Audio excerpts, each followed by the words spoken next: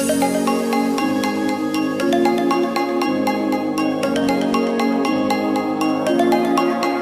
mga Miyati! Welcome back to our channel!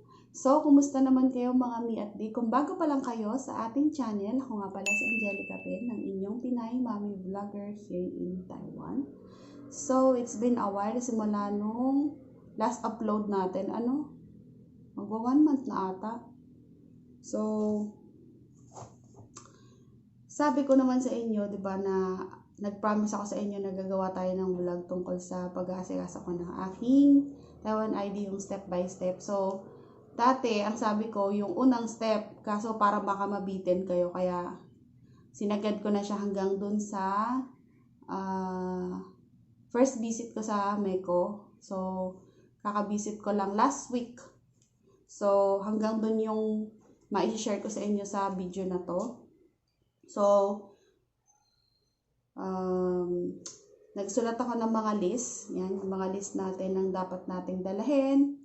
Kung ilang days nyo siyang hihintayin, ilang months, and then kung magkano yung babayaran nyo. So, yung mga sa babayaran naman, mga mi at di, medyo may discrepancy yon, hindi pare-pareho, pero yun na yung dalahin nyo or yun yung ideal na amount na magagastos nyo. Kasi, hindi ako nag-photocopy dito sa labas. So, more on kapag pupunta ako dun sa mga pinag-aasikasuhan ko ng documents, dun na rin, sila na yung nagpo-photocopy. Except sa Meco. So, kapag sa kanila kasi nagpo-photocopy, syempre mahal ang bayad dun. And baka mas makamura kayo kung kayo ang magpo-photocopy ng inyong mga papers. So, unang-una sa step natin is yung naturalization. So, yung naturalization, mga mi at di, is i-apply natin siya sa household. Sa household nyo lang siya makukuha. Ang dadalahin nyo doon, mga mi at di, is yung inyong passport at saka ARC. And then, yung susunod naman is yung inyong 72 hours na certificate ng Mandarin class. So, paano makakuha ng 72 hours na Mandarin class? So, ito mga mi at di is, papasok kayo sa school. Tapos, yung school na papasukan nyo is accredited dapat siya ng household. Kumbaga, partner siya ng household. Kasi, nag-check kasi ang household dun sa school kung napasok kayo or nag-start na kayong mag-aral. So, meron silang direct na record ba? So, dito sa Yangmi, ang accredited nila is yung Yangmi Elementary School. So, ang pasok namin doon ay 7 p.m. to 9 p.m. Monday to Thursday. Pero nga hindi na ako nag-aaral. Naka 1 year lang ako doon. And then, kapag wala naman kayong 72 hours na certificate dahil wala kayong time na mag-aral, and alam ko naman, ang struggle lalo na kapag meron kayong baby, mahirap pag-aral kapag may baby. So, pag wala kayong time mag-aral, pwede kayong kumuha ng reviewer sa household. Bibigyan nila kayo ng reviewer. And then, mag-exam kayo doon. Hindi ko lang sure kung verbal or written. So, depende sa magiging decision nung sa inyo, magpapa-exam or mag-i-interview sa inyo. So, napanood ko lang yun dun sa friend ko kasi sabi niya, nag-take daw siya ng exam dun sa vlog niya. So, ang bayad doon, mga mi at di, is 500 NT. Hindi ko sure kapag hindi kayo nakapasa, kung another bayad ba ulit or another try lang. I'm not sure. Kasi kapag meron na kayong 72 hours na certificate, mga mi at di, no need na kayong mag-exam. And then, susunod naman is yung 2x2 picture natin, yung latest. And then, may bibilhin tayo sa post office na 2,200 na papel siya. I don't know exactly kung anong tawag doon. So, nandito siya sa binigay sa amin ng household. So, andito siya. Ito siya, mga mi. Ayan. So, kasi ito, nung pumunta kami ng household, dapat dala-dala na namin to kasi nag-inquire kami. Then binigyan kami nito. Ngayon, bibilhin to sa post office. And nung pumunta kami, nalimutan ni tatay bumili. So sabi nung taga household na bumili muna si tatay, tas balik na lang siya kapag nakabili na. So, hindi ko alam kung anong gagawin kapag bibili dun sa sa post office kasi si tatay yung nag-asikaso and hindi niya ako kasama. Pero ang sabi lang kasi narinig ko dun sa taga household na ipakita lang tong papel na binigay nila doon sa post office and then matik na alam na nila kung ano yung bibilihin mo. Tapos may kasama din yung sobre. Hindi ko alam kung sa post office din yung binibili. And then, kailangan nyo din na magsulat ng Chinese name ng parents nyo. So, ang Chinese name ng magulang ko is Google Translate ko lang siya. And then, yung first name lang nila yung sinulat ko kasi kapag yung buong pangalan nila kasama yung surname nila, ang haba besh, and pahihirapan ko ang sarili kong magsulat. So, yun lang yung mga dadalahin nyo. And then, after nyong makapagsulat nung pipil upan dun sa household, nakasulat doon naturalization. Mostly ng mga susulatan nyo doon, mga mi at di, ay personal information nyo, kasama yung sa info ng magulang nyo, yung Chinese name nila, yung full name nila, tapos yung kanilang birthday. So, kailangan meron kayong nakaredy na papel kung ano yung birthday ng parents nyo, tsaka yung pangalan nila at yung Chinese name nila. So, kahit first name lang yung isulat nyo, okay lang. Wala naman daw yung magiging problema. Depende yun sa inyo kung gusto nyo ng full name or first name. So, nagtanong ako sa kaibigan ko kung okay lang ba yung first name. Sabi niya, oo daw kasi wala naman daw naging problema sa pag-apply niya ng ID. Tapos, yung Chinese name ng magulang nyo, mga mi at di, kapag naisulat nyo na, isave nyo yun sa cellphone or isulat nyo sa isang papel. Kasi, sabi nila, kakailanganin pa daw yun ulit kapag magpipill up daw tayo. So, ayun, i-ready nyo. And then, kapag nai-apply nyo na siya, maghihintay kayo mga mi at din ng 2 months mahigit. So, ako, October ata ako nag-apply last year. And then, nakuha ko yung aking papel mga January na kasi nga 'di ba nagpasko tsaka bagong taon. Nagkaroon ng mga holidays. So, 2 months mahigit siya. Tatawagan na lang kayo ng household kapag andyan na yung papers nyo. So, ang ibigay nyong number is yung number nyo tsaka number ni laugong nyo kasi minsan kapag hindi ka nila makontak, tatawagan nila yung iyong asawa. And then, after ng 2 months, ay marireceive na natin yung ating naturalization and ganito yung itsura niya. So, naka-blurred yung mga infos ko, mga mi at di. And, bibigyan na kayo ng papel na ganito ng household. Sa kanila rin to magagaling and ito yung kukumpletuhin nyo. So, ayan.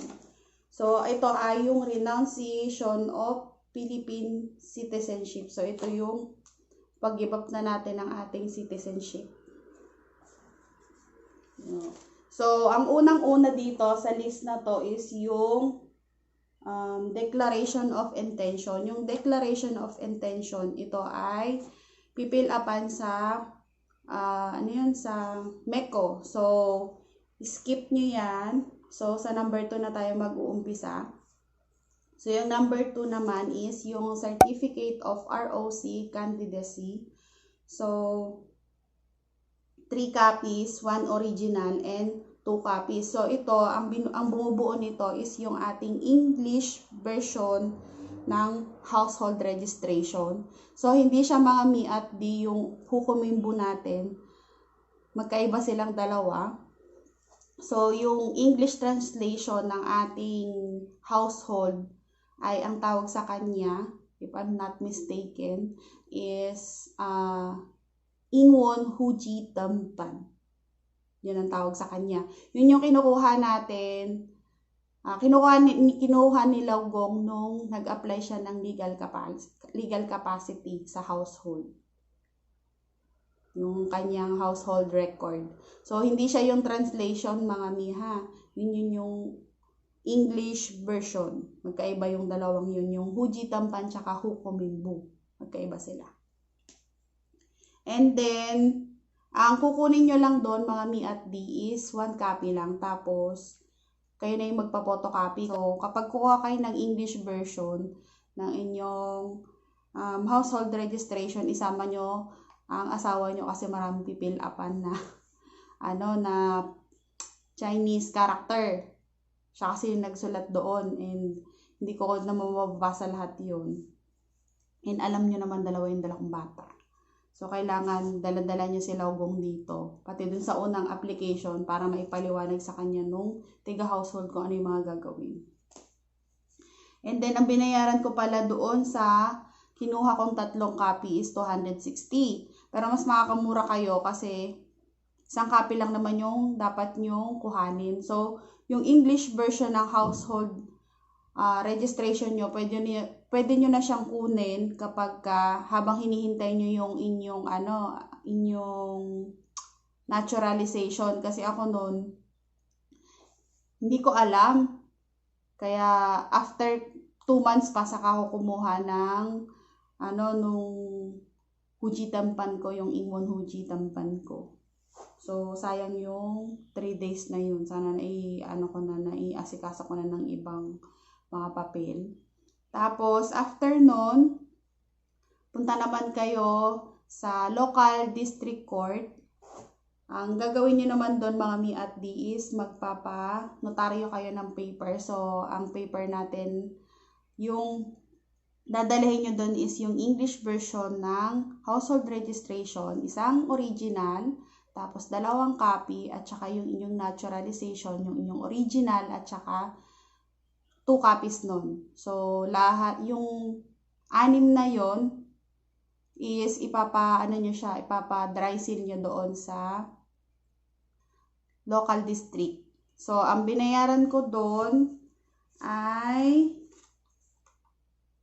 1.7 lahat-lahat. Kasi hindi ako nagpo-photocopy and sila na nag-photocopy dun sa loob. So,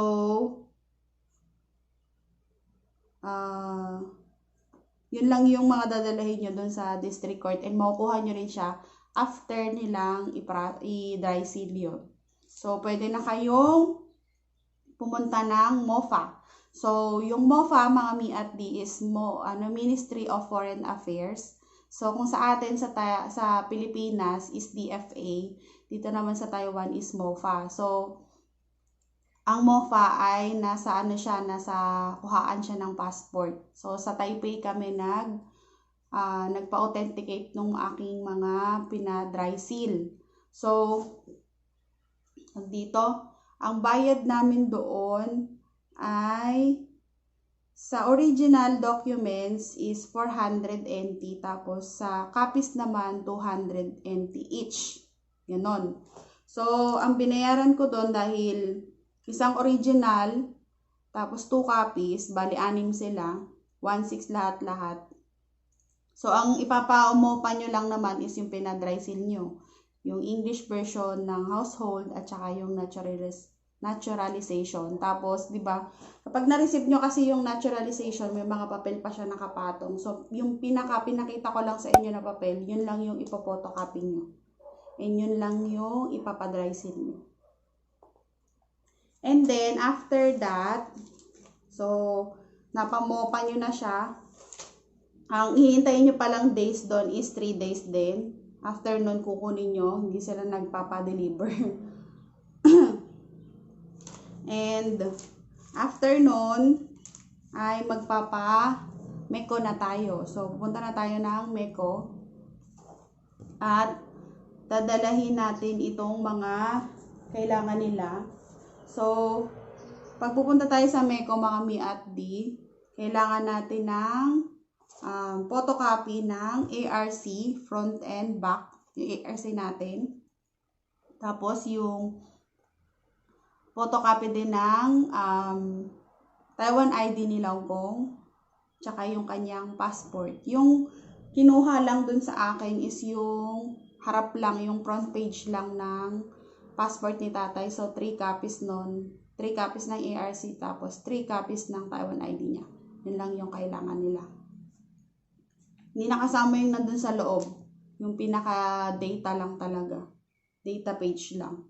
Pinaka-front lang. And then, hihingian din kayo mga mi-at din ng pangalan ng agent nyo kung mag-agent kayo. Tapos yung kanyang address. Tapos hihingian din kayo ng pangalan ng isang relative nyo at saka address nila. So, yun yung dadalahin nyo. Yun yung isusulat nyo. And then, ano pa ba? Yun, dala din kayo ng inyong birth certificate. Yung copy at saka yung mismong birth certificate nyo, dalahin nyo. Isang copy. Kasi ako, nung nagpunta ako doon, hiningian ako ng birth certificate. Wala akong dala kasi hindi naman nakasulat dito kung nadadalahin. Wala dito sa ating papel. Ayun. Wala siya dito. So, sabi sa akin sa second visit ko na lang daw siya dalahin. Huwag ko daw kakalimutan. Tsaka yung aking ARC. And agahan ko daw kapag nag-second visit ako. Ayun, ano pa ba? Yung inyong passport. So, dalayin nyo na yung passport at saka passport nila kung para kung sakaling i-double check nila. Meron kayong dala, hindi na kayo pabalik-balik. So, ako, lahat ng mga papel nandito na sa aking bag, pati mga inchang namin. Tapos pagdating nyo pala doon sa Meko, punta muna kayo doon sa baba, tapos tanong nyo kung saan yung Meko kasi hindi siya sa hindi siya doon sa hindi kayo mag-elevator, doon na kayo sa second floor sa escalator. And then pagpasok nyo doon, makikita nyo yung reception dun sa loob ng Meko. Then, hingi kayo ng number, tapos hingi kayo ng form. Sabihin nyo, kailangan nyo ng declaration of intention na form. Kasi nung nandun na ako sa window, sabi sa akin, kung binigyan ba daw ako ng, declaration of nung form ng declaration of intention. Sabi ko, wala naman po sa akin binigay. Kaya ayun. Hindi rin siguro kami nagkaintindihan kasi nga akala ko naman pagka-diretso doon ibibigyan na ako noon. Siguro kailangan yung sabihin, mga miyat din, nakadalawang pila ako sa window. sa mismong window. Kasi syempre hindi ka mahihintay ng mga yun. And then, ang pipil upan nyo doon sa declaration of intention, yung number 1 natin. So, ito yung mga kailangan nyong ihanda. Una is yung name nyo nung kinasal na kayo, kasama na yung inyong apelyido. Then, name nyo and birth certificate. So, yun yung name nyo nung kayo ay dalaga. Yung dalaga kayo, yun yung name nyo. And then, number of years nyo in Taiwan. So, yung number of years nyo in Taiwan, hindi kasama yung bilang nung OFW kayo. Ang bilang niya is yung simula nung nagpakasal kayo hanggang ngayon. And then, complete name ng father and mother nyo. So, sa mother nyo, mga mi-at-di, ang isusulat nyo is yung pangalan niya nung siya ay dalaga. Yung kanyang complete na pangalan nung siya ay dalaga. And then yung place of birth nilang dalawa ng parents nyo. And then yung spouse address. So, dun sa address ng asawa nyo, kung ano yung sinulat nyo dun sa taas na address, yun din yung isusulat nyo na address dun sa address ng asawa nyo. same lang. Kung saan kayo nakatira dito sa Taiwan. Yun lang. Kasi yung nakasulat dun sa naturalization, sa naturalization ko, yun lang din yung sabi sa akin dun ng staff dun sa MECO na isulat ko. Dapat daw same lang yun. And then, kapag meron naman kayong anak, so name of your child, date of birth, tapos place of birth, ang nakalagay dun kasi DOB, tas POB, kasi nga masyadong mahaba. Tapos yung residence kung saan sila nakatira. So, yun lang yung mga pipil upan nyo, yun yung mga feeling ko na medyo maaano kayo kasi nga, yung sa parents nyo, hihingiin din yung kanilang infos. So, mas maganda naka-ready na kayo para dire-diretso na kayo pagsusulat. Tapos, dala din kayo mga miat din ng ballpen. Kasi madaming mga nagpipill up doon. Baka matagalan kayo kapag yung ballpen doon ang gagamitin nyo. Kaya magdala kayo ng ballpen nyo. And then, yung mga pina-authenticate nyo din na papel, yun yung ibibigay nyo yung lahat nun.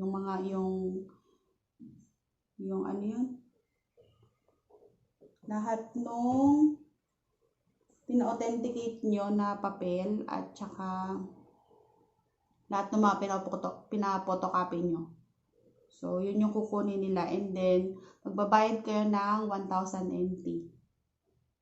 Tapos, kapag nakabayad na kayo and okay na yung mga papel nyo, so, bibigyan nila kayo nitong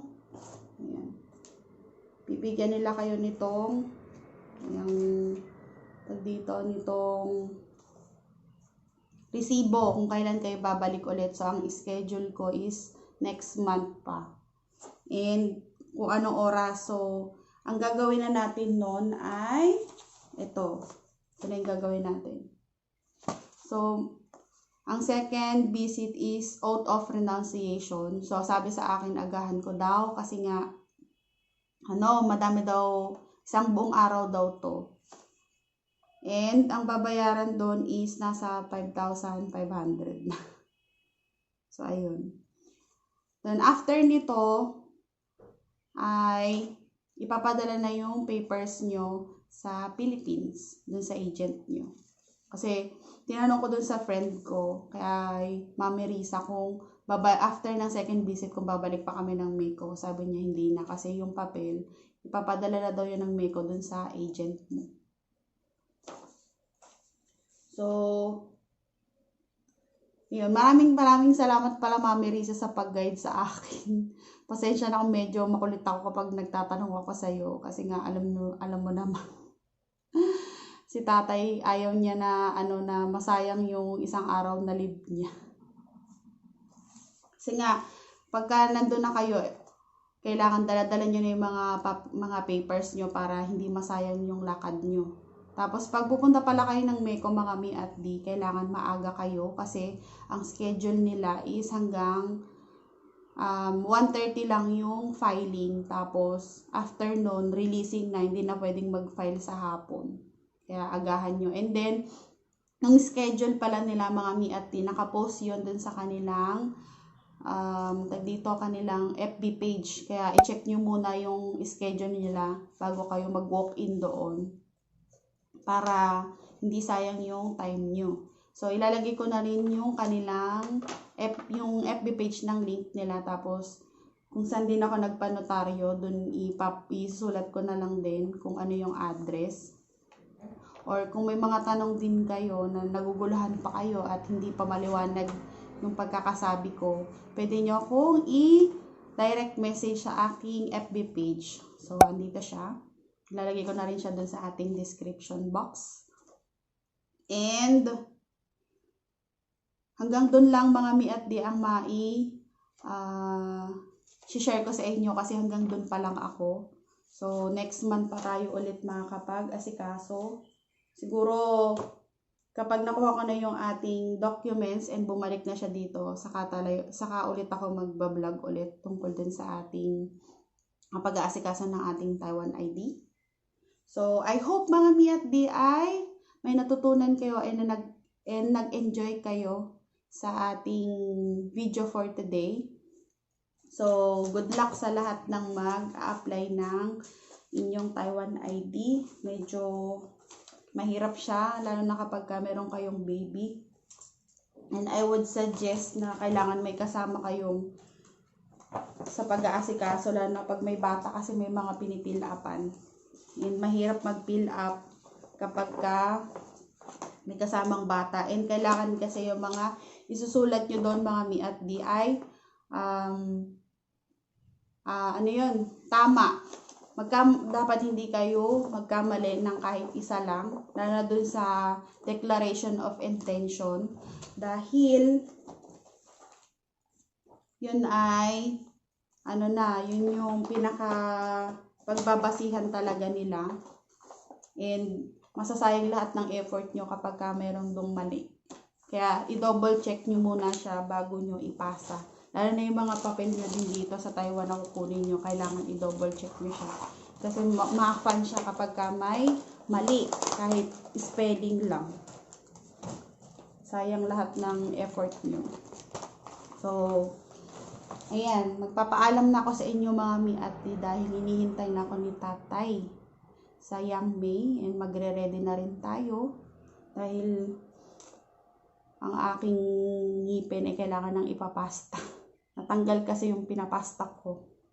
So, kita-kita na lang ulit tayo mga mi ulit sa ating susunod na video. Bye-bye! God bless sa inyong lahat.